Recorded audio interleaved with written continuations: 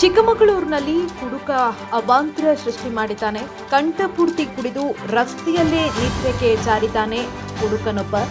ಮೂಡಿಗೆರೆಯ ಜನ್ನಾಪುರ ಬಳಿಯ ಹಳಸೆ ಗ್ರಾಮದ ಬಳಿ ಘಟನೆ ನಡೆದಿದೆ.